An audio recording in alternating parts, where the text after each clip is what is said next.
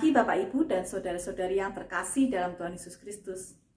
Tema pada pagi hari ini adalah waspada nabi-nabi palsu. Bacaan terambil dari Matius pasal 7 ayat 15 sampai dengan 20. Demikian.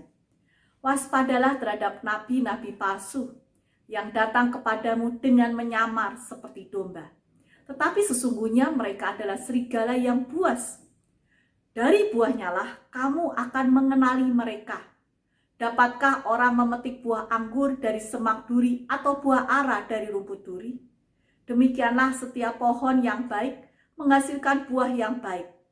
Sedangkan pohon yang tidak baik menghasilkan buah yang tidak baik.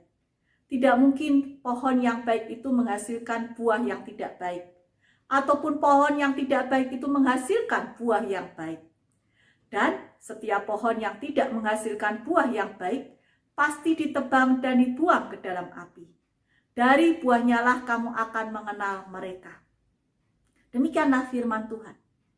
Bapak, Ibu, dan saudara-saudari yang terkasih dalam Tuhan Yesus Kristus, firman ini mengajak kepada kita untuk kita bersikap waspada, kritis terhadap pengajaran, terhadap juga informasi-informasi yang beredar di sekeliling kita akan, di sana ada orang pintar. Di sana ada nabi dengan pengajaran yang spektakuler. Di masa yang lalu, ketika Nabi Yeremia hidup, nabi palsu ini menyampaikan berita damai, damai sejahtera, padahal tidak ada damai. Demikian pula di zaman nabi-nabi yang lain di perjanjian lama. Apa yang mereka katakan adalah kebohongan.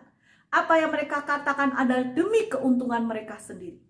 Demikian pula nabi di dalam perjanjian baru. Nabi palsu. Nabi-nabi palsu di perjanjian baru, salah satu contohnya adalah yang bernama Elimas Bar Yesus. Bar Yesus ini bertemu dengan Paulus dan Barnabas di Pulau Siprus. Apa yang terjadi saat itu? Paulus dan Barnabas dipanggil oleh gubernur pulau itu, namanya Sergius. Sergius ingin mendengarkan kebenaran firman Allah, tetapi Bar Yesus menghalang-halangi. Dan kemudian Paulus dengan penuh Roh Kudus menatap dia dan berkata, "Hai anak iblis, engkau penuh dengan rupa-rupa tipu muslihat dan kejahatan. Engkau musuh segala kebenaran. Tidakkah engkau berhenti membelokkan jalan Tuhan yang lurus itu?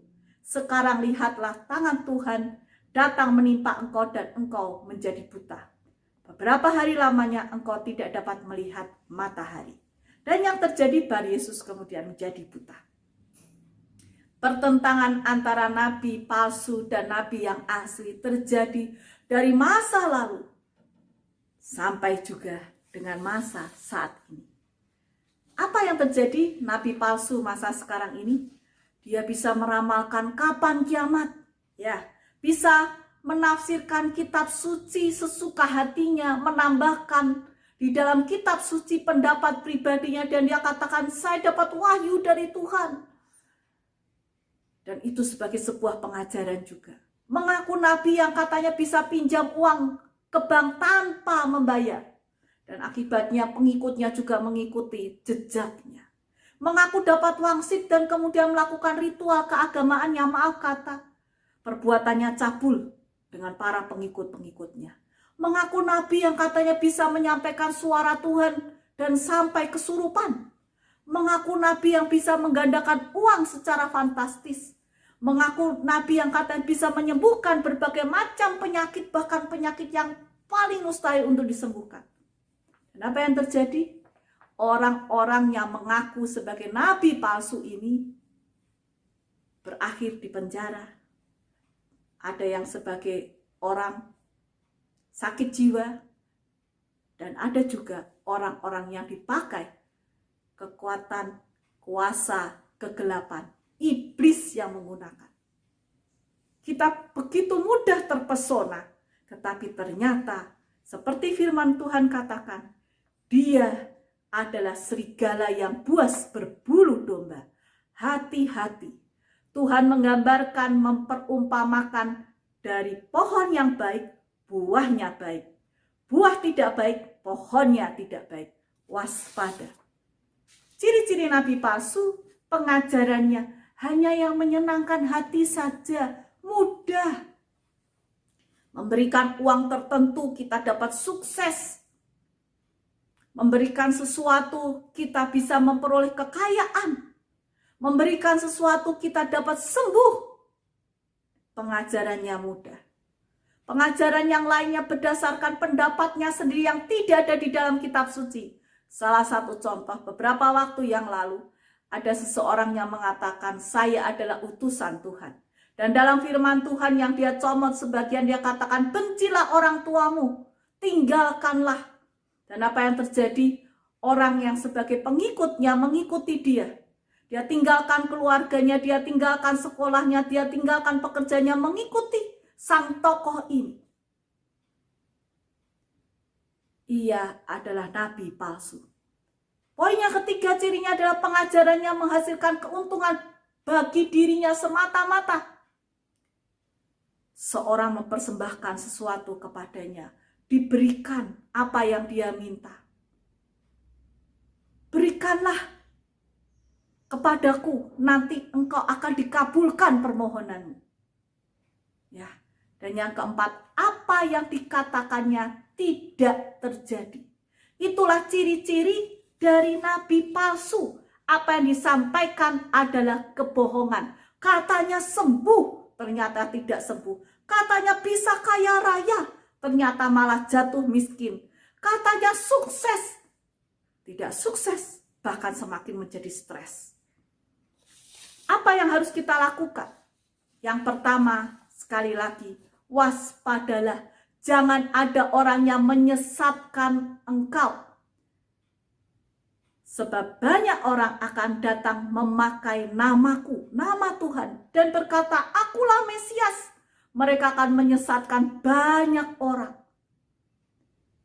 Orang-orang pintar yang katanya bisa memberikan apa saja yang diminta. Hati-hati. Bahkan, maaf kata, mungkin orang gereja bisa mengajak kita datang ke orang pintar. Hati-hati. Yang kedua, jangan mudah percaya, tapi ujilah.